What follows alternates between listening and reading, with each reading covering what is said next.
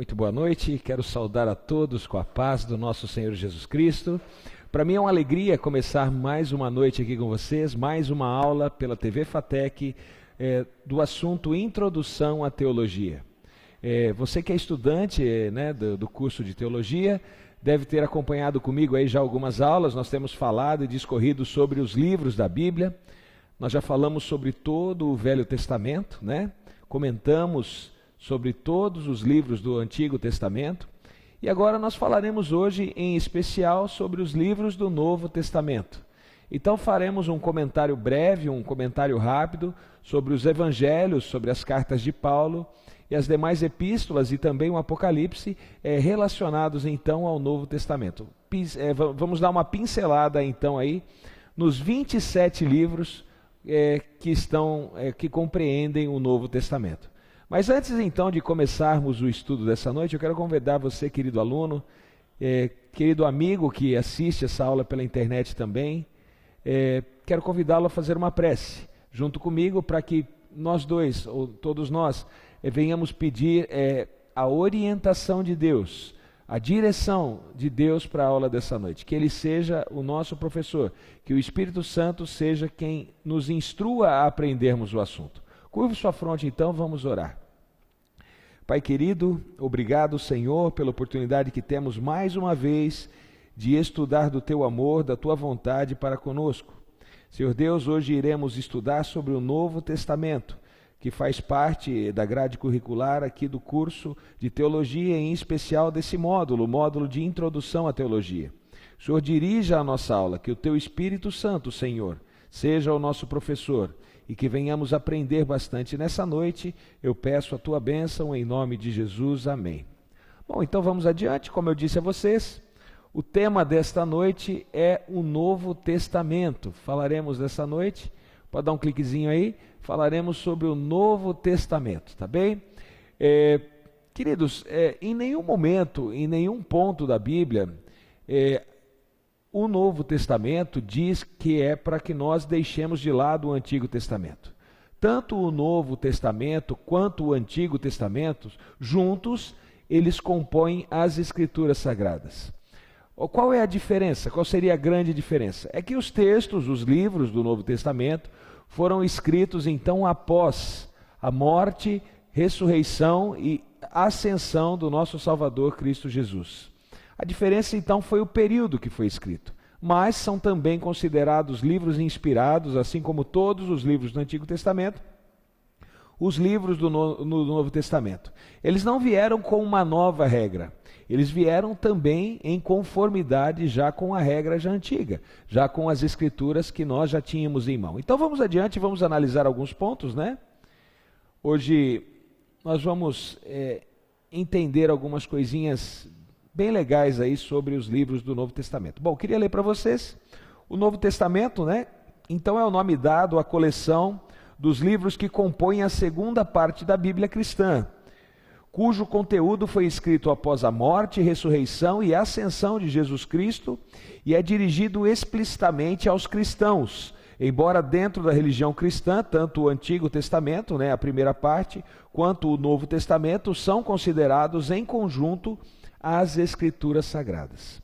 Então veja, a linguagem, os textos do Novo Testamento, eles são diretos a todos os cristãos, todos aqueles que vivem o cristianismo. Mas isso não quer dizer que nós devemos deixar de lado as recomendações dadas também no Antigo Testamento, porque uma, querido, complementa a outra, nenhuma contradiz a outra. Não é uma nova regra, não é uma nova lei, não é uma nova constituição. Na verdade, aqui entra então vamos dizer assim, um maior esclarecimento, uma maior, vamos dizer assim, explanação do assunto através dos textos que nós observamos, que nós lemos nos livros do Novo Testamento, tá bem? Vamos adiante? Vejam só, os livros que compõem essa segunda parte da Bíblia foram escritos à medida que o cristianismo era difundido no mundo antigo, refletindo e servindo como fonte para a teologia cristã. Essa coleção de 27 livros influenciou não apenas a religião, mas a política, a filosofia, mas também deixou sua marca permanentemente na literatura, na arte e na música. Então veja, conforme o cristianismo foi se expandindo, houve a necessidade das pessoas conhecerem mais sobre Jesus. Então foi necessário que cartas fossem destinadas às pessoas, escritos, evangelhos fossem escritos, para que as pessoas pudessem então conhecer do maravilhoso Jesus e da sua vontade para com todos nós. Tudo o que foi escrito no Novo Testamento foi escrito para que elucidasse, para que esclarecesse então as escrituras que já eram então conhecidas pelos judeus e que elas também chegassem também não só aos cristãos convertidos, mas também a todos os futuros cristãos e todas as pessoas que iriam se converter. Não somente entre o povo judeu, mas também entre gregos, romanos e toda a humanidade. Hoje nós estamos aqui no Brasil e temos nas nossas mãos as Escrituras Sagradas com uma linguagem que hoje nós entendemos, nós compreendemos e conseguimos colocar em prática na nossa vida. E toda a Escritura, queridos, é inspirada por Deus e útil para o ensino. E é através da Escritura que nós aprendemos mais do amor de Cristo e da vontade de Deus para todos nós. A Bíblia Sagrada, no seu conjunto, é a revelação de Deus para toda a humanidade. Vamos adiante. O Novo Testamento é constituído, queridos, por uma coletânea de trabalhos escritos em momentos diferentes e também por vários autores. Em praticamente todas as tradições cristãs da atualidade, o Novo Testamento ele é composto por 27 livros. Os textos originais foram escritos por seus respectivos autores, a partir de quando? A partir do ano 42 depois de Cristo. Em grego, koiné. A linguagem usada para a escritura do Novo Testamento é o grego, e em especial o grego koiné. Foi a língua usada para ser escrito o Novo Testamento. O Antigo Testamento ele foi escrito no hebraico, na língua hebraica. O Novo Testamento foi escrito em grego, mas tanto no Antigo quanto no Novo Testamento nós encontramos alguns trechos, por exemplo, ditos ou escritos em aramaico. Por exemplo, quando Jesus estava na cruz, ele disse Eli, Eli, lama sabachthani, e ele disse isso em aramaico. Então veja, algumas das linguagens usadas, por exemplo, quando Jesus disse Talita cumi, também disse isso em aramaico. Então nós temos a Bíblia escrita então em 3 linguagens. Ela foi escrita no hebraico, foi escrita no grego e também no aramaico. Em especial, o Novo Testamento, na sua quase totalidade, então, ele foi escrito no grego koiné. A língua franca da parte oriental do Império Romano, onde também foram compostos. A maioria dos livros que compõem o Novo Testamento parece ter sido escrito por volta da segunda metade do século I. Tá? Então, os livros do Novo Testamento, diferentemente dos livros do Antigo Testamento, eles foram escritos num curto espaço de tempo. Eles foram escritos num tempo curto. O Antigo Testamento levaram séculos para serem escritos, né? Não foi escrito num espaço tão pequeno, igual os livros do Novo Testamento. O período onde os livros do Novo Testamento foram escritos, então, foi num período bem menor do que o período do Antigo Testamento, tá bem? Vamos adiante. Bom, o que faz parte da coleção do Novo Testamento? Fazem parte dessa coleção, queridos, as 13 cartas do apóstolo Paulo, que é a maior parte do Novo Testamento. Então, a maior parte do Novo Testamento é composto pelas cartas paulinas, pelas epístolas paulinas, que são 13, tá? E essas obras foram escritas aí por volta do ano 50 até o ano 68 depois de Cristo. Nessa época aí é que Paulo então escreveu estas cartas. Depois nós vamos ver a questão do livro de Hebreus, tá? Também se atribui a Paulo a autoria do livro de Hebreus. Não é algo que nós podemos, vamos dizer assim, apontar com toda a certeza, mas as maiores evidências indicam Paulo também como autor do livro de Hebreus. Bom, Os evangelhos de Mateus, Marcos, Lucas e João também compõem. O que são esses evangelhos? São narrativas da vida, ensino e morte de Jesus Cristo, conhecido como os 4 evangelhos.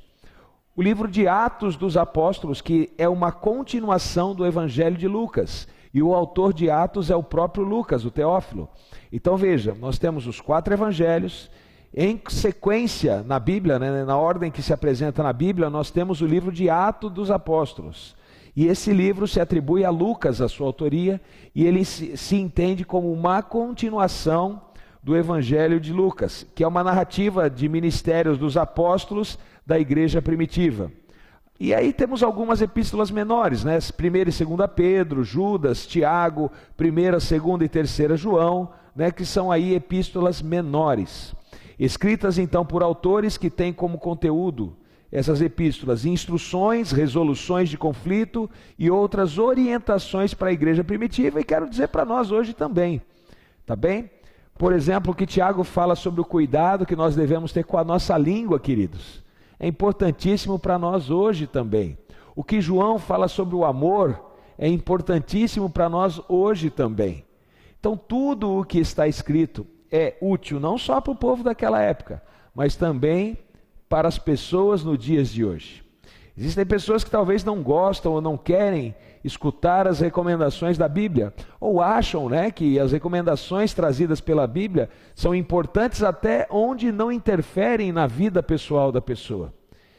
Eu quero dizer o seguinte: a vontade de Deus, queridos, deve prevalecer na nossa vida.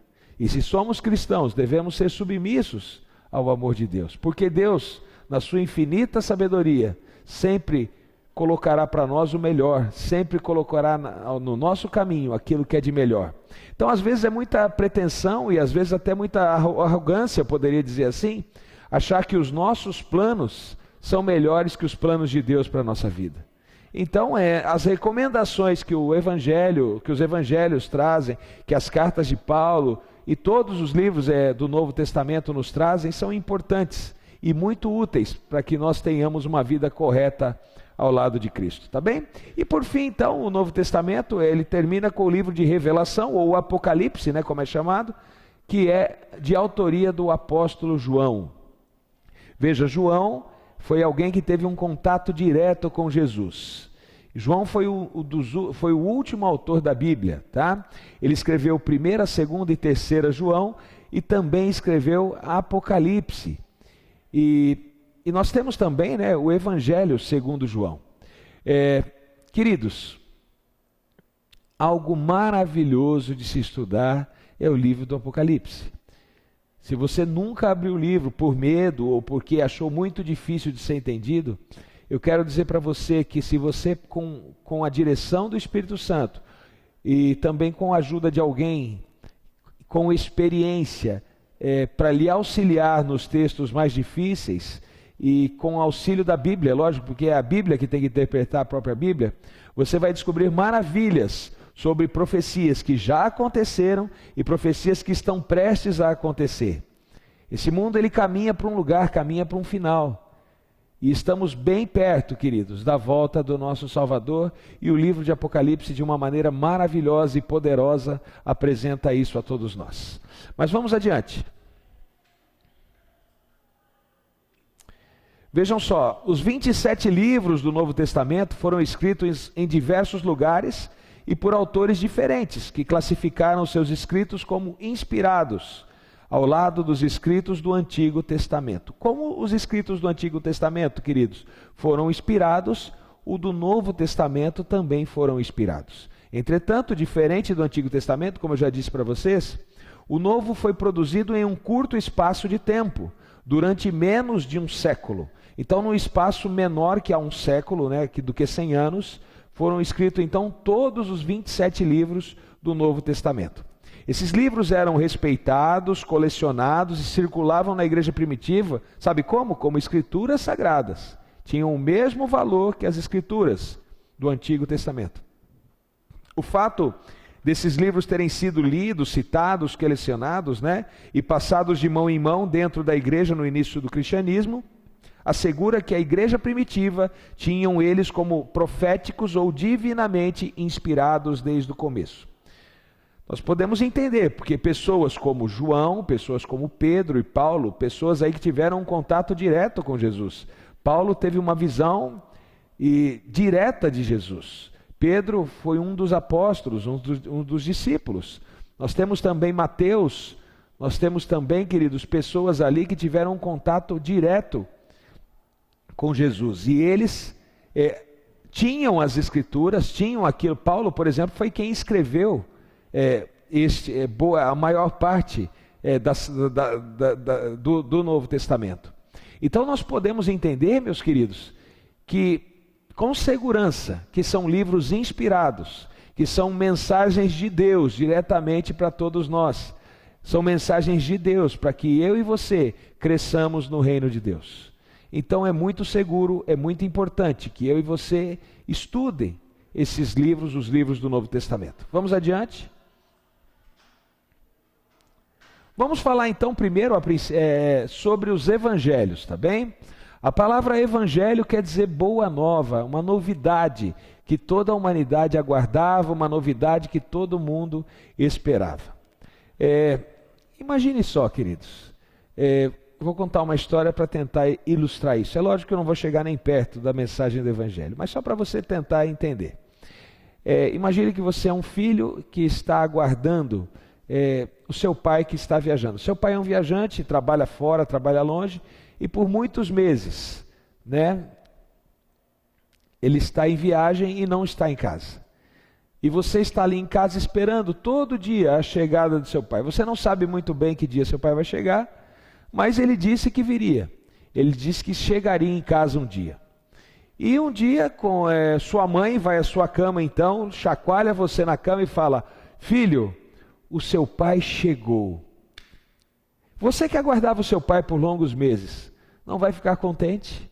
Não vai ficar alegre? Isso para você não é uma boa notícia? Muito bem, é justamente assim que o Evangelho trata. O Evangelho é a boa notícia, é a boa nova a toda a humanidade. Qual é a boa nova? A humanidade estava perdida, a humanidade estava condenada à morte pelo pecado. Mas somente aquele que poderia salvar veio a esse mundo, nasceu, viveu, cresceu, morreu e ressuscitou por todos nós. E essa é a boa nova, a boa notícia, que eu e você não estamos mais perdidos nesse mundo, não estamos mais condenados à morte.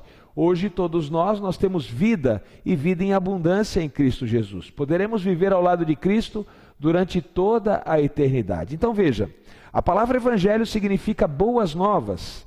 Eles referem-se ao nascimento do Messias prometido. Cada um dos 4 evangelhos do Novo Testamento narra a história da vida e da morte de Jesus de Nazaré. Esses evangelhos são composições anônimas que levam o nome dos seus autores no título, tá bem? Quais são os 4 evangelhos? Mateus, Marcos, Lucas e João. Mateus, Marcos, Lucas e João. A Bíblia os apresenta nessa ordem. São 4 evangelhos. Talvez você fale assim: puxa, mas por que tem 4? Cada um decidiu escrever sobre a vida de Jesus. Cada um resolveu escrever sobre a vinda e a vida do Messias prometido. Talvez se você ler um e ler outro, você vai perceber algumas diferenças na maneira de se contar a história. Mas você vai entender que a história que todos contam é a mesma. Talvez você vai ver que um contou de um ângulo diferente do outro, com uma linguagem diferente do que da do outro. Mas o que eu quero dizer para você, a inspiração é a mesma.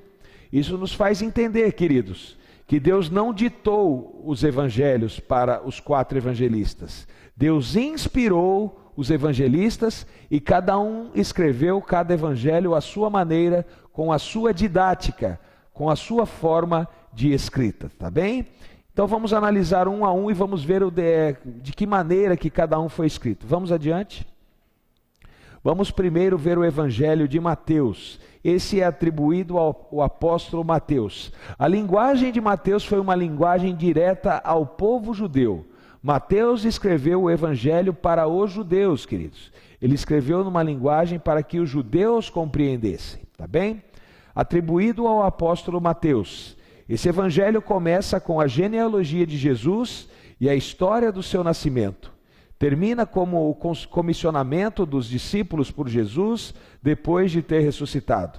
O principal objetivo do evangelho de Mateus é mostrar para os judeus, queridos, que Jesus era o Messias. Apesar dos vários debates sobre a sua datação, ele provavelmente foi escrito depois da morte de Jesus, 31 depois de Cristo, entre os anos 50 e 65 depois de Cristo.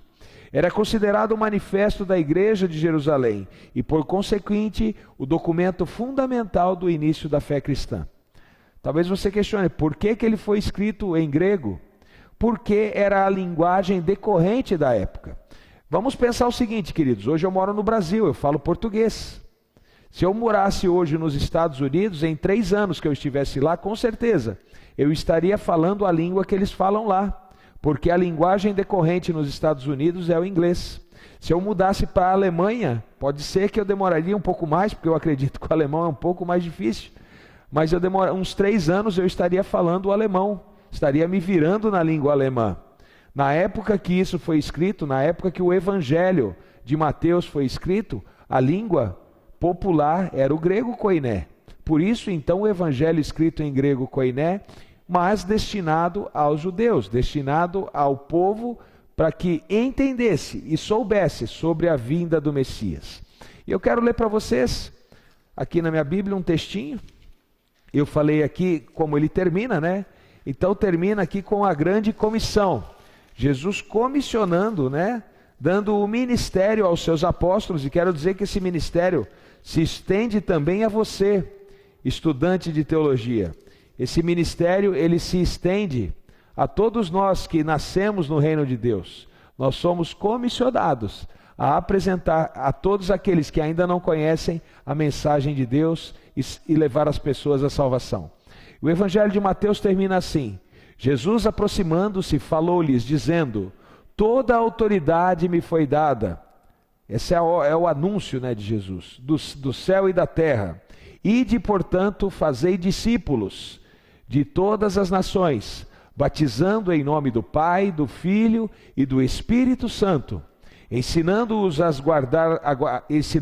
guardar todas as coisas que vos tenho ordenado. E eis que estou convosco todos os dias até a consumação dos séculos. Nós temos aqui um anúncio, uma ordem e uma promessa. Qual é o anúncio? Toda a autoridade foi dada a Cristo Jesus. Cristo Jesus, Deus, Senhor de toda a autoridade.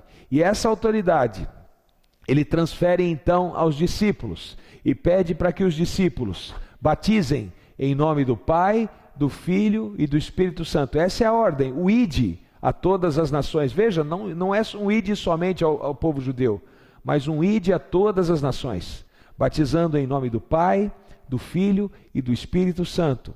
E veja, termina com uma promessa maravilhosa, queridos. E eis que estou convosco todos os dias, até a consumação dos séculos. Sabe quando Jesus vai te abandonar? Nunca. Nunca Jesus vai te abandonar. Mas qual é o problema? É que às vezes nós é que deixamos Jesus de lado. Nós é que às vezes decidimos andar longe dos caminhos que Jesus coloca para a nossa vida. E eu quero te dizer isso com toda a certeza. Jesus nunca vai te abandonar. Nunca vai te deixar sozinho nesse mundo. Você entendeu? E além de Jesus nós temos o Consolador, outro Consolador, que é o Espírito Santo, que também está com você. E temos um Pai de amor, que é Deus Jeová, que também está com todos nós. Deus é tão maravilhoso, que é um Deus que é 3. E assim como Deus, na sua unidade, é 3, Ele quer que nós também não sejamos sozinhos. E transmitemos então esse amor também a todas as pessoas, para que todos nós sejamos um, como Cristo, o Pai e o Espírito Santo são um também. Tá bem? Isso é maravilhoso. O amor de Deus se estende a todos nós, e o nosso amor também deve se estender ao próximo, para que todos nós sejamos unidade em Cristo Jesus. Ok? Vamos adiante? O Evangelho de Marcos. A linguagem de Marcos, queridos, já é uma linguagem mais destinada aos romanos, tá bem? Então veja, assim como Mateus teve uma linguagem destinada, se você observar, você vai ver que a linguagem usada é como se ele quisesse contar a história para os judeus. Marcos, na sua narrativa, é como se ele quisesse contar a história para os romanos. Então veja, o Evangelho de Marcos é atribuído a Marcos, né? Seu nome João Marcos, o evangelista. Marcos não era um dos 12 apóstolos de Jesus. Mas quem foi Marcos? Um dos ajudantes de Paulo depois de Pedro. Segundo os pais da igreja, o Evangelho de Marcos foi escrito com base no ensino do apóstolo Pedro, depois de uma palestra feita em Roma para os pagãos por volta do ano 65 depois de Cristo. Esse evangelho começa com a pregação de João Batista e o batismo de Jesus. Maravilhoso também é o Evangelho de Marcos. Eu quero ler para vocês um trechinho. Vou separar aqui um trechinho para vocês do Evangelho de Marcos.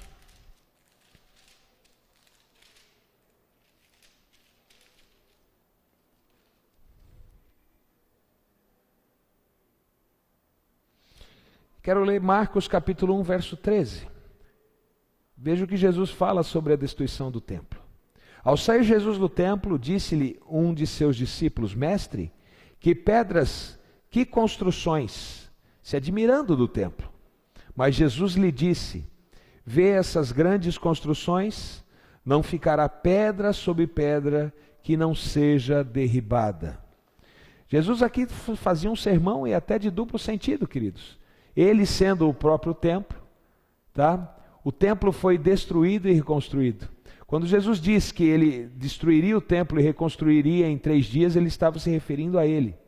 Mas a questão ao templo, que as pessoas viam como um grande prédio, Deus disse o seguinte: não ficará pedra sobre pedra. E você sabe que hoje em Jerusalém, até aqui nós temos uma foto, se você observar aqui, de Jerusalém. Nós não temos mais o templo, aqui nós temos uma Meca muçulmana, vocês estão percebendo? O templo não existe, o que existe aqui é somente um pedaço do muro, que é hoje conhecido como Muro das Lamentações, e realmente não ficou nada, o templo foi destruído. O sermão profético, dito de Jesus e que está no livro de Marcos, bem curtinho, e nós vamos encontrar várias coisas maravilhosas também no livro de Marcos, muitas coisas importantes para serem estudadas e analisadas. Também fala de todo o ministério de Jesus. Tá bem? Vamos adiante? O Evangelho de Lucas. Então, só recapitulando, a linguagem de Mateus para os judeus, a linguagem de Marcos para os romanos. Lucas já traz uma linguagem para os gregos. Olha que interessante, um texto voltado para os gregos, o texto de Lucas. Lucas era um médico, queridos, doutor Lucas. Então o Evangelho de Lucas é atribuído ao próprio Lucas, que também não foi um dos 12 apóstolos, mas é mencionado no Novo Testamento como companheiro do apóstolo Paulo. E isso está escrito em 2 Timóteo capítulo 4, verso 11. E médico também, que eu falei para vocês, que é mencionado em Colossenses 4,14.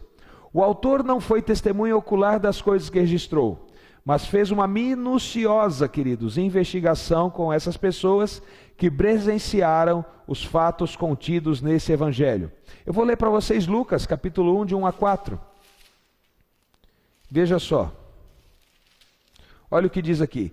Visto que muitos houve que empreenderam uma narração coordenada dos fatos que entre nós se realizam, conforme nos transmitiram os que desde o princípio foram deles testemunhas oculares e ministros da palavra, igualmente a mim me pareceu bem, depois de acurada investigação de tudo desde a sua origem, dar-te por escrito, excelentíssimo Teófilo, uma exposição em ordem para que tenhas plena certeza das verdades em que foste instruído.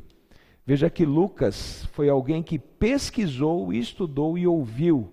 E também, queridos, principalmente inspirado por Deus para fazer então a sua narrativa do Evangelho, tá bem? Ele é dirigido para alguém chamado Teófilo, que até hoje é desconhecido. Esse evangelho começa com histórias paralelas do nascimento e da infância de João Batista e Jesus, e termina com aparições de Jesus ressuscitado e sua ascensão ao céu. Seus objetivos eram contar a história de Cristo e a partir do que ele ouvia das testemunhas oculares, daqueles que viram a Jesus. Foi escrito provavelmente no ano 63 depois de Cristo. Então veja, Lucas fez uma narrativa daquilo que ele ouviu de pessoas que tiveram um contato direto por Cristo. Mas para escrever isso, ele foi inspirado por Deus, tá bem? Vamos adiante. Bom, aí nós temos aquele que nós podemos chamar de evangelho universal. Um evangelho para todo mundo, que é o evangelho de João, tá bem? Atribuído ao apóstolo João, filho de Zebedeu, o mesmo então que escreveu 1ª, 2ª, 3ª João e o livro de Apocalipse. Esse evangelho começa com um prólogo filosófico, né? No caso, ele filosofa um pouco no começo, já eu vou ler para vocês, e termina com as aparições de Jesus ressuscitado. Foi escrito no final do século I, né? E tinha como objetivo complementar de diversas maneiras o registro que já tinham sido fornecido sobre a história de Jesus pelos outros 3 evangelistas. Então veja, quando João escreveu o evangelho de João, ele já tinha em mãos os outros 3 evangelhos. Os outros 3 evangelhos, que são chamados de evangelhos sinóticos, tá? Porque eles acabam falando da mesma maneira sobre as mesmas coisas, João já tinha na mão. E o que João fez? Como João era uma testemunha ocular, João tinha sido um dos apóstolos, ele presenciou vários milagres, João complementa. Então, se você analisar o livro de João, você vai perceber que há ali algumas coisas complementares, a narrativa de vários milagres que Jesus então praticou e executou. Deixa eu ler o comecinho, e eu vou ler o finalzinho do livro de João para vocês. No comecinho, João começa de uma maneira maravilhosa, dizendo quem era Jesus. Então veja, olha como João começa, olha que maneira maravilhosa que ele começa o seu livro. No princípio era o Verbo, e o Verbo estava com Deus, e o Verbo era Deus. Ele estava no princípio com Deus. Todas as coisas foram feitas por intermédio dele, e sem ele nada do que foi feito se fez. A vida estava nele, e a vida era a luz dos homens. A luz resplandece nas trevas, e as trevas não prevalecem contra ela. Houve um homem enviado por Deus, cujo nome era João. E esse veio como testemunha para que testificasse a respeito da luz, a fim de que todos virem a crer por intermédio dele. Ele não era a luz, mas veio para que testificasse da luz, a saber, a verdadeira luz que, vinda ao mundo, ilumina todo homem. O Verbo estava no mundo, o mundo foi feito por intermédio dele, mas o mundo não o conheceu. Veio para o que era seu, mas os seus não o receberam. Mas todos quanto o receberam, deu-lhe o poder de serem feitos filhos de Deus, a saber, aos que crerem em seu nome, os quais não nasceram do sangue, nem da vontade da carne, nem da vontade do homem, mas nasceram de Deus. E o Verbo se fez carne e habitou entre nós, cheio de graça e de verdade, e vimos a sua glória, glória como unigênito do Pai. Amém, queridos. Que palavras poderosas e maravilhosas. Saber que Deus habitou no meio de nós. Saber que Deus deu a oportunidade a todos aqueles que crerem. Um unigênito, que quer dizer único da espécie. Somente Jesus, somente o próprio Deus poderia morrer no nosso lugar. Igual a Jesus a outro alguém? Não. Somente Jesus poderia pagar o preço dos nossos pecados. Então veja, João ele complementa a narrativa dos 3 outros evangelistas e narra fatos que outros evangelistas não narraram. E ele fala sobre os milagres de Jesus. Eu quero ler para vocês como termina, né? E João ainda deixa um gostinho de quero mais ao terminar o seu livro. Olha só como ele termina. Este é o discípulo que dá testemunho a respeito dessas coisas que as escreveu, e sabemos que o seu testemunho é verdadeiro. Há, porém, ainda muitas outras coisas que Jesus fez. Olha só que interessante. Se todas elas fossem relatadas por uma, creio que nem no mundo inteiro caberiam os livros que seriam escritos. Vejam que Jesus não fez somente os milagres que estão relatados na Bíblia. Jesus fez muitos outros milagres. É que, como diz o próprio discípulo João, se fosse escrito tudo aquilo que Jesus fez, não haveria livro no mundo que caberia tudo aquilo que Jesus fez. Muitos e muitos milagres Jesus praticou, além daqueles que são revelados a nós através das Escrituras Sagradas. Então João deixa aí no final do seu livro um gostinho de quero mais a todos nós. Vamos adiante.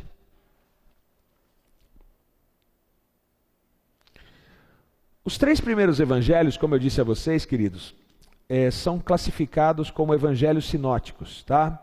Isso porque eles contêm relatos semelhantes da vida e do ensino de Jesus. Já o evangelho de João é estruturado de forma diferente dos evangelhos sinóticos e inclui histórias de vários milagres e palavras de Jesus que não são encontradas nos outros 3 evangelhos. Então ele tem complementos, tá? Os outros praticamente eles dizem as mesmas coisas. João diz a mesma coisa, só que ele acrescenta, ele complementa. Ele é um evangelho, vamos dizer assim, complementar, tá bem? Vamos adiante. Falando agora do livro de Atos dos Apóstolos. O livro de Atos é a continuação do evangelho de Lucas. Isso você pode, ver já no primeiro capítulo de Atos. Eu vou ler para você Atos 1:1, e olha como ele começa. Escrevi o primeiro livro, ó Teófilo, relatando todas as coisas que Jesus começou a fazer e ensinar. Se você pegar Lucas, ele destina também ao Teófilo os seus escritos. Então, isso nos faz entender que o autor de Atos é Lucas, tá? Porque aqui menciona que ele escreveu o primeiro livro sobre a vida de Jesus. Nós temos 4 evangelistas. Se ele escreveu sobre a vida de Jesus, ele é um dos 4. Muito bem, e se ele escreve ao Teófilo, Lucas também menciona que escreve ao Teófilo. Então logo nós concluímos, que Lucas é o autor também do Evangelho de Atos, também pela sua maneira, pela sua estrutura de linguagem, pela maneira que foi escrita, e Atos seria uma continuação, seria o Evangelho de Lucas, parte 2, vamos dizer assim.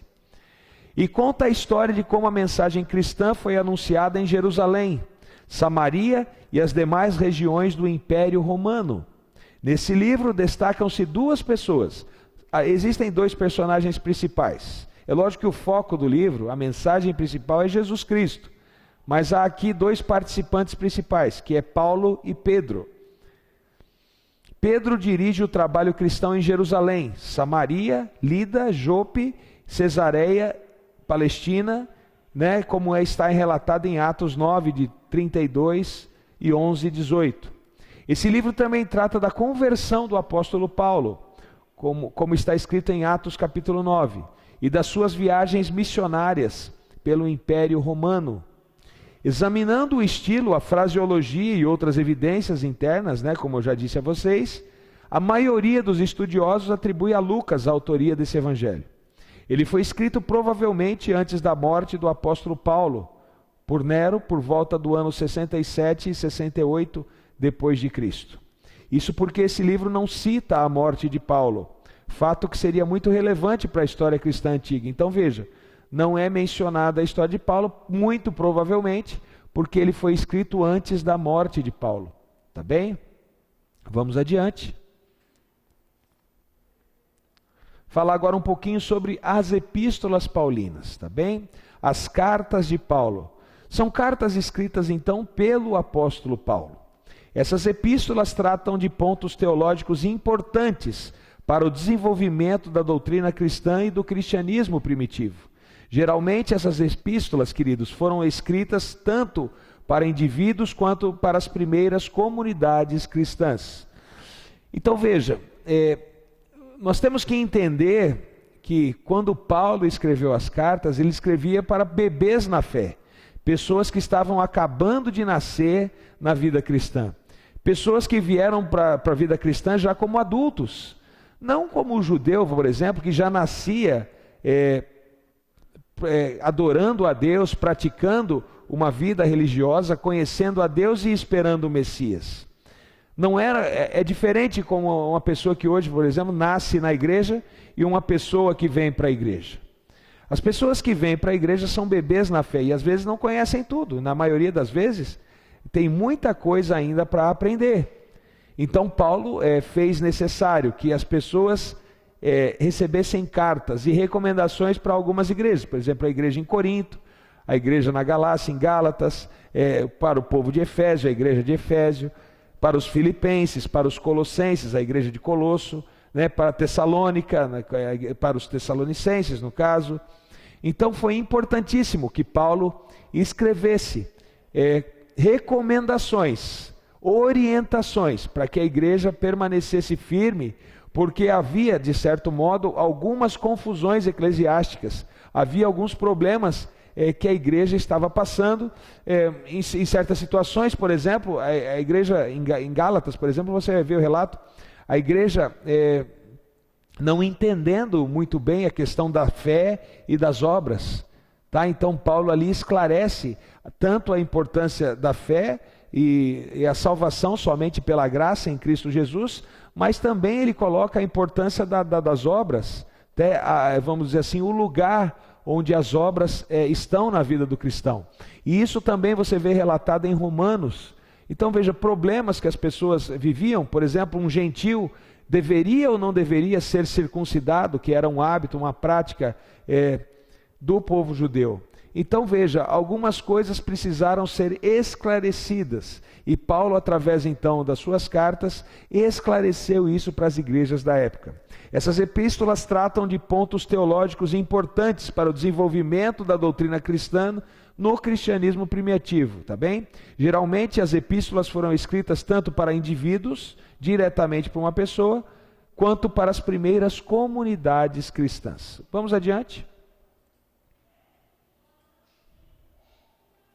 Quais são então as cartas de Paulo? Nós temos cartas de Paulo aos Romanos, 1ª, 2ª Coríntios, Gálatas, Efésios, Filipenses, Colossenses, 1ª, 2ª Tessalonicenses, 1ª e 2ª Timóteo, Tito e Filemon. Paulo escreveu mais alguma coisa? Sim, é possível. Como eu disse a vocês, há uma grande chance, eu diria uma forte chance, a melhor chance delas, que Paulo também tenha escrito o livro de Hebreus, tá bem? Então aqui estão as cartas de Paulo: Romanos, Coríntios, Gálatas, Efésios, Filipenses, Colossenses, Tessalonicenses, Timóteo, Tito e Filemon. Recomendações de Paulo para as suas igrejas e para as pessoas das suas igrejas. Vamos adiante? Vamos falar um pouquinho agora do livro de Hebreus, tá bem? Como eu disse a vocês, posso afirmar com 100% de certeza que é Paulo? Olha, particularmente, eu acredito que foi Paulo, pela linguagem, pelo conhecimento, pela escrita, por alguns apontamentos que há no livro de Hebreus, por alguns apontamentos narrados em outros livros, apontando que Paulo escreveu Hebreus, tá bem? Mas não está escrito assim, eu, Paulo, escrevi o livro de Hebreus. Isso você não vai encontrar, correto? Mas as evidências apontam para Paulo como a sua autoria. A sua autoria é incerta. Hoje a ciência moderna rejeita ter sido escrita por Paulo. Até mesmo na antiguidade sua autoria foi debatida. Quem escreveu, né? Orígenes escreveu o seguinte, olha só: os homens dos tempos antigos afirmaram que Paulo foi o autor, mas quem escreveu essa epístola, apenas Deus é que sabe. O que nós sabemos é que ela foi inspirada por Deus, tá? E se você quiser encontrar uma galeria linda, no capítulo 11 de Hebreus, você vai encontrar ali uma grande demonstração de fé. Você vai encontrar a galeria dos heróis da fé. Algo lindo, algo maravilhoso, que cada vez que você lê, meu querido aluno, você vai estar mais fortalecido na sua fé, vendo os exemplos de grandes pessoas que passaram por grandes dificuldades, mas foram heróis na fé, permaneceram firmes na fé em Cristo, na fé em Deus, no caso, na fé em Cristo Jesus.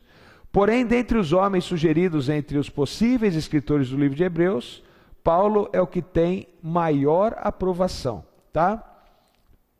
Se você perguntasse para para várias pessoas. Quem é o autor do livro de Hebreus? Na grande maioria, as pessoas diriam que é Paulo, o autor do livro de Hebreus. Tá? Isso é um fato. Mas, com toda a certeza, nós podemos afirmar isso.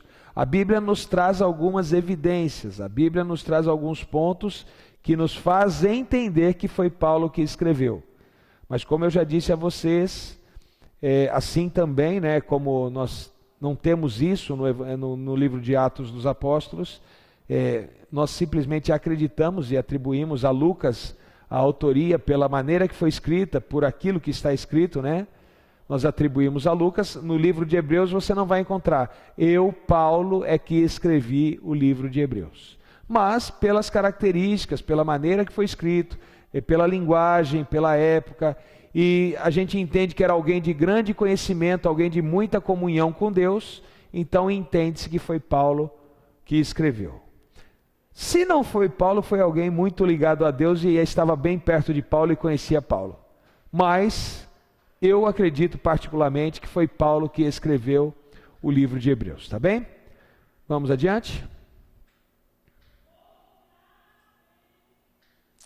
Bom, aí nós temos aquelas epístolas que nós chamamos então de epístolas universais, tá? Nós temos a epístola de Tiago, escrita por Tiago, irmão de Jesus. Epístola de Pedro, a primeira escrita por Pedro, a segunda também escrita por Pedro. E aí nós temos as 3 epístolas de João, escrita por João, né? No caso João Teófilo, filho de Zebedeu. E nós temos a epístola de Judas, escrita por Judas, irmão de Jesus. Tá bem? Então aí nós temos o que dizem as epístolas? Coisas maravilhosas, recomendações maravilhosas. Quero ler algum trechinho para vocês. Vou escolher alguma coisinha aqui para ler para vocês verem quantas mensagens maravilhosas nós temos aqui.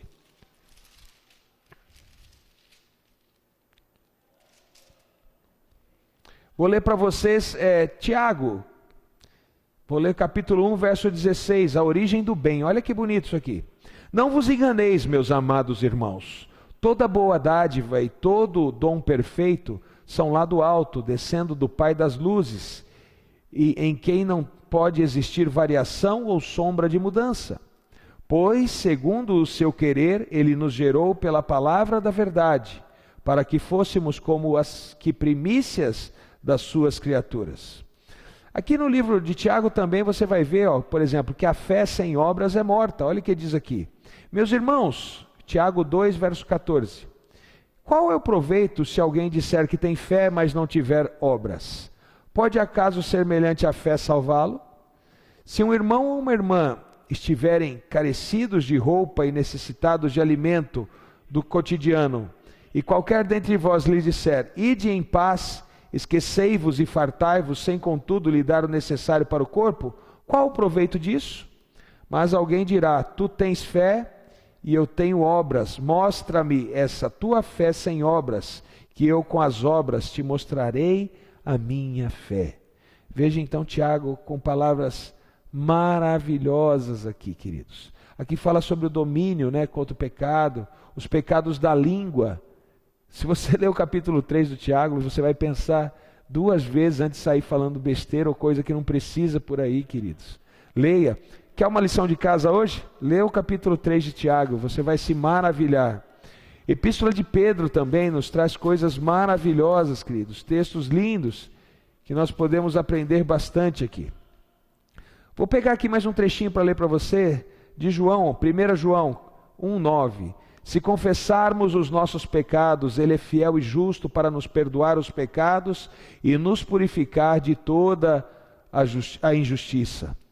Filhinhos meus, capítulo 2, essas coisas vos escrevo para que não pequeis. Se todavia alguém pecar, tem advogado junto ao Pai, Jesus Cristo. Olha só, 1 João ainda, capítulo 3, verso 18. Filhinhos, não amemos de palavra nem de língua, mas de fato e de verdade. E olha que lindo isso aqui, queridos. João 4,8. Aquele que não ama, não conhece a Deus, porque Deus é amor. Foi daqui que saiu esse verso? Foi daqui. 1 João 4,8. Memorize isso, guarde no seu coração. E o que é o amor? João também explica o que é o amor. Veja, 2 João, verso 6. 2 João só tem um capítulo. Olha o verso 6. E o amor é este, bem enfático em dizer, que andemos segundo os seus mandamentos. Esse mandamento, como ouviste desde o princípio, que andeis nesse amor. Então veja, o amor é uma ação, o amor não é um desejo, o amor não é um sentimento, o amor é uma atitude, queridos, é uma ação, é muito mais do que a gente pensa. Amor, se você até hoje achava que amor era um sentimento, quero dizer para você, querido aluno, que você tinha uma visão superficial do que é o amor, porque o amor, ele requer atitude, ele requer ação, ele requer decisão. E eu decido ser fiel a Deus, eu decido guardar os mandamentos, como diz aqui, que andemos segundo os seus mandamentos. Ou seja, eu amo a Deus. A própria Bíblia nos diz em Romanos, quem diz que ama a Deus e não guarda os seus mandamentos é mentiroso. Então veja, o que é o amor? O amor é você ser fiel a Deus, você andar segundo a sua vontade. Isso está escrito aqui em 2 João, verso 6, você pode aí conferir na sua Bíblia. Eu gosto muito de um versinho de Judas também, eu quero ler para vocês, sobre o que Miguel fez sobre o corpo de Moisés. Então, se você ler Judas, verso 9, olha o que está escrito aqui. Contudo, o arcanjo Miguel, quando contendia com o diabo e disputava a respeito do corpo de Moisés, não se atreveu a proferir juízo infamatório contra ele. Pelo contrário, disse: o Senhor te repreenda. Pode parecer que não, queridos, mas aqui há uma profecia messiânica nesse verso. Quando aconteceu o fato? Quando Miguel, o arcanjo Miguel, a palavra arcanjo quer dizer acima dos anjos, e o nome Miguel quer dizer como Deus, tá bem? O que eu vou falar agora é a minha crença. Talvez você nunca tenha visto esse ponto de vista, e talvez você pense diferente, você entenda Miguel como um arcanjo ou um anjo, né? Mas eu entendo que Miguel é um outro nome que Jesus tem. Assim como Jesus é chamado de Emanuel, ele também, quando está em situação de batalha na Bíblia, ele é chamado de Miguel. Toda vez que Jesus aparece em situação de batalha, ele leva o nome de Miguel. Se você vai ver isso em Apocalipse também. Houve peleja no céu. Miguel e seus anjos pelejaram contra o dragão. Então veja, quem pelejou contra o dragão? Miguel e seus anjos. Se você traduzir do hebraico o nome Miguel, o nome significa como Deus, igual a Deus. Então eu tenho convicções bíblicas para acreditar que Miguel é um nome atribuído a Jesus. O próprio Jesus disputava então o corpo de Moisés. E aí Satanás vem ali então em questão e diz o seguinte: olha, você não pode fazer isso, ele é meu, porque o salário do pecado é a morte. Moisés é um pecador. E realmente, queridos, eu quero dizer um negócio, o que Satanás estava dizendo naquele momento tinha argumento, como aqui está relatado em Judas, verso 9. E Jesus, ou melhor dizendo, como está dito aqui, Miguel, sabiamente diz: o Senhor te repreenderá. E o que acontece? Quando Jesus vem a esse mundo, acontece com Jesus uma transfiguração maravilhosa, não acontece? E ele se transfigura em duas pessoas, Elias e Moisés. Elias representando todos aqueles que não passarão pela morte, verão a segunda vinda de Cristo Jesus em pé, como pessoas transformadas.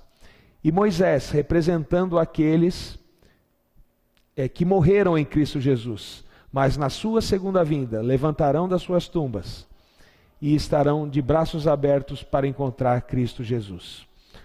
E Jesus então morre. O Senhor te repreenderás, que é dito aqui, se refere à morte de Jesus, pagando o preço pelo pecado, dando a Moisés o direito de estar no céu. Sabe, queridos, se Jesus não tivesse morrido pelos nossos pecados, Moisés tinha que descer do céu e ficar morto aqui na terra, porque o salário do pecado é a morte. mas como Jesus morreu pelos nossos pecados, o que está escrito aqui em Judas, o Senhor te repreenderá, o Senhor te repreenda, como está aqui, se cumpriu. E Moisés então pode estar no céu, pode estar na eternidade ao lado de Cristo. A morte de Jesus possibilitou vida, não só a Moisés, mas toda a humanidade que morrer em Cristo Jesus. Isso é maravilhoso. O salário do pecado é a morte, mas o dom gratuito de Deus, dado por Cristo Jesus, é a vida eterna. E hoje todos nós estamos salvos em Cristo Jesus. Se você estudar o livro de Judas, nos seus 25 versículos, você vai ver aqui 25 sermões que você pode pregar, desde que estude, para a sua igreja, alimentar a sua igreja por 25 dias, 25 noites talvez. Um livro bonito, um livro bom para ser estudado. Cada versículo, querido, você pode fazer um sermão aqui, se você estudar com bastante alegria, estudar com bastante amor, tá bem? Vamos adiante? O último livro do Novo Testamento é o livro de Apocalipse. A palavra Apocalipse quer dizer revelação. Apocalipse foi escrito numa linguagem diferente de uma linguagem de uma história. Ela foi escrita em linguagem profética, de uma maneira que as pessoas da nossa época entendessem. A circunstância que Apocalipse foi escrita foi uma circunstância adversa. João, quando escreveu Apocalipse, ele estava exilado na ilha de Patmos. Eu até vou ler isso para vocês, olha só. Revelação de Jesus Cristo, que Deus lhe deu para mostrar aos seus servos as coisas que em breve devem acontecer, e quem ele, enviado por intermédio de seu anjo, notificou a seu servo João, o qual atestou a palavra de Deus, o testemunho de Jesus, quanto a tudo que viu. Bem-aventurados aqueles que leem e aqueles que ouvem as palavras da profecia e guardam as coisas que nela estão escritas, porque o tempo está próximo. Então veja, é uma carta de João às nações futuras, porque os acontecimentos acontecimentos iriam acontecer, né? Acontecimentos iriam acontecer, ficou até estranho. Mas veja, teriam fatos que o povo precisaria saber, tanto no futuro próximo, quanto no futuro que nós estamos hoje, que a humanidade necessitaria saber. Então Deus inspirou João a escrever o livro de Apocalipse, né? E olha só, aqui no verso 9 ele fala a sua condição. Eu, João, irmão vosso e companheiro de tribulação no reino e na perseverança em Jesus, achei-me na ilha de Patmos por causa da palavra de Deus e do testemunho de Jesus. Ele estava exilado na ilha, como se fosse uma cadeia, a ilha de Patmos. Estava preso. Agora pensa só, se ele estava ali por aquilo que ele dizia, por aquilo que ele pregava, se ele escrevesse uma linguagem em que as pessoas da época entendessem, muito provavelmente ele não conseguiria chegar ao fim daquilo que ele estava escrevendo. As pessoas que leriam aquilo ali poderiam antecipar a sua morte e fazer então que ele não entendesse, ou que aquela mensagem também não se propagasse naquela época. Então a mensagem ela permaneceu, por quê? Pela sua linguagem que foi escrita, pelo poder de Deus, é lógico também, mas a sua linguagem fez com que ela permanecesse, vamos dizer assim, selada até os dias de hoje, para que nós hoje possamos entender então essa mensagem. Então olha só, achei-me em espírito no dia do Senhor e ouvi por detrás de mim uma grande voz como trombeta dizendo: o que vê, escreve em livro e mandaste às 7 igrejas: Éfeso, Esmirna, Pérgamo, Tiatira, Sardes, Filadélfia e Laodiceia. João foi inspirado por Deus para dar recomendações de situações futuras que iriam acontecer. Como eu disse a vocês, um futuro próximo e um futuro um pouco mais distante, que é o período em que nós vivemos hoje. Nós vemos claramente profecias se cumprindo, profecias que já se cumpriram e profecias que ainda vão se cumprir no livro de Apocalipse, tá bem? Então o Apocalipse é o último livro do Novo Testamento. O Apocalipse de João foi escrito pelo apóstolo João, filho de Zebedeu. O livro começa com as cartas para 7 igrejas da província da Ásia. Depois toma uma forma de um apocalipse, ou seja, de uma revelação, gênero literário popular tanto no judaísmo quanto no cristianismo antigo. E eu quero ler para vocês uma porção maravilhosa, queridos, de Apocalipse, onde traz aqui 3 mensagens angélicas para a humanidade nos dias de hoje. E eu quero ler para vocês as 3 mensagens. Eu quero dizer para você que essa mensagem, querido aluno, é direta para você. São recomendações que você deve acatar, que você deve ouvir e guardar no seu coração. Quero ler para vocês, preste atenção.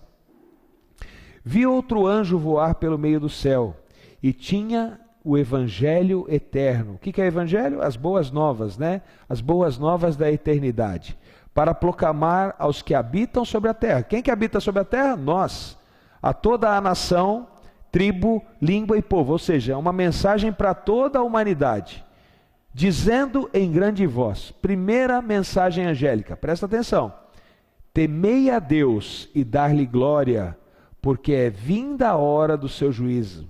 Queridos, não espere Jesus voltar para aceitar Jesus. O momento é agora. E a mensagem é agora. Então veja, temei a Deus e dai-lhe glória, porque é vinda a hora dos seus juízos. E adorai a quem? Adorai a quem fez o céu, a terra, o mar e a fonte das águas. Adorar o Criador, queridos. E outro anjo seguiu dizendo, segunda mensagem angélica. Caiu, caiu Babilônia, aquela grande cidade que de todas as nações deu a beber do vinho da ira da sua fornicação. Queridos, o mundo está corrompido. E quero dizer para você que em muitas situações, muitos que professam ser de Deus também, hoje estão corrompidos. Se vendem em troca de política, em troca de favores, em troca de dinheiro. E aqui a recomendação é o seguinte: caiu Babilônia, aquela grande cidade que a todas as nações deu a beber do vinho da ira de sua fornicação. Babilônia representa, queridas, um povo corrompido, um povo que resolveu andar pelos seus próprios caminhos, um povo que não quis andar nos caminhos de Deus. E o que diz Deus sobre isso? Sai dela, povo meu. Você é povo de Deus? Não fique, não acompanhe, não siga o que Babilônia profética, ou a Babilônia apresentada aqui em Apocalipse, quer que você siga. Você tem que seguir aquilo que Deus quer que você siga. Entre seguir a Deus e seguir Babilônia, siga a Deus. Talvez o mundo diga para você ir por outro caminho, mas Deus já te deu o caminho correto para você seguir. Essa é a segunda mensagem angélica. E seguiu-os o terceiro anjo, dizendo com grande voz, se alguém adorar a besta em profecia, um dia nós vamos estudar aqui sobre profecia, queridos, tenho certeza disso. Besta quer dizer poder político religioso. Se alguém adorar então esse poder político religioso e a sua imagem, e receber o sinal na sua testa ou na mão, ou seja, queridos, na mente, na sua ação, quando a Bíblia fala sinal na testa, ou quando a Bíblia fala sinal na mão, quer dizer que você está de mente e atitude seguindo a besta, tá bem? Também este beberá do vinho da ira de Deus, que o se deitou não misturado no cálice da sua ira, e será atormentado com fogo e enxofre diante dos santos anjos e diante do Cordeiro. Você até pode seguir a besta, você até pode viver conforme a besta diz para você viver. Deus tem uma lei, Deus tem um plano. Talvez a besta apresenta esse plano para você de uma maneira distorcida. Talvez a besta diz para você fazer coisas que não estão no plano de Deus. E você até pode seguir a besta. Mas eu quero dizer para você que o texto é claro em dizer o seguinte: também este beberá do vinho da ira de Deus. E continua aqui, né? E a fumaça do seu tormento sobe para todo sempre. E não tem repouso nem dia nem noite os que adoram a besta e a sua imagem, e aquele que receber o sinal do seu nome. Ou seja, Deus propõe a vida, mas se você persistir e seguir a besta, simplesmente você vai ter a morte, e morte eterna. Não terá mais remédio, não terá mais solução, porque Deus vai exterminar o mal juntamente com a besta, e juntamente com aqueles que seguirem a besta. Mas aqui vem a recomendação, olha que lindo. Quando a gente fala em mandamentos, queridos, você perceba que mandamentos de Deus estão por toda a Bíblia. E olha o que diz aqui. Aqui está a paciência dos santos. Aqui está a paciência dos separados para Deus. Aqui estão os que guardam os mandamentos de Deus e a fé em Jesus. Você se enquadra nesse grupo de pessoas? Você se enquadra no grupo de pessoas que guardam os mandamentos de Deus? Quais mandamentos? Aqueles dados por Deus, lá em Êxodo 20. Você se enquadra nesse grupo de pessoas? E você tem a fé em Jesus? Quem é que te salva? É claro, Cristo Jesus. Estamos salvos, sim, pela graça de Cristo. Mas qual é a característica de quem está salvo? Ser fiel aos mandamentos de Deus. Essa é a característica de quem está salvo. Então você se enquadra nesse grupo de pessoas? Quero dizer para você, querido aluno, que você é um filho no reino de Deus. Você está debaixo da graça. Vocês percebem que mensagem maravilhosa o livro de Apocalipse nos traz? É um livro que não deve ser deixado de lado, porque talvez você ache que ele é muito difícil. Ele é um livro que você, com todo carinho, com todo amor, com muita paciência e dedicação, deve estudá-lo, deve aprender mais com ele, deve se inteirar mais do conhecimento que ele tem para te oferecer. Queridos alunos, vamos encerrar, vamos adiante. Nós hoje então estamos encerrando essa explanação, bem por cima que nós fizemos. Se você parar para pensar, nós gastamos algumas aulas para falar de toda a Bíblia, mas pelo menos nós tivemos um vislumbre do que cada livro aí nos traz, do que se trata cada livro da Bíblia. Nós ainda nesse módulo temos alguns pontos para estudar, tá bem? Nós vamos estudar sobre as traduções da Bíblia, nós ainda iremos estudar sobre alguns pontos importantes, sobre a mensagem cristológica que a Bíblia nos traz, nós iremos estudar diversos pontos até o final desse módulo. Então eu quero convidar você, querido aluno, quarta-feira que vem, nesse mesmo horário, às 19h30 da noite, para que você assista a aula e aprenda um pouco mais nesse módulo, que é o módulo Introdução à Teologia. Se por algum motivo você perdeu essa aula, ou semana que vem você não pode assistir ao vivo a aula, eu quero dizer para você que você encontra a aula tanto no YouTube, no canal da FATEC, ou também no site da FATEC, no link TV FATEC. Você clica lá em TV FATEC, você vai encontrar essa aula também disponível para você. Quero desejar a você uma boa noite, que você fique com a paz do nosso Senhor e Salvador, Cristo Jesus. Uma boa noite para você.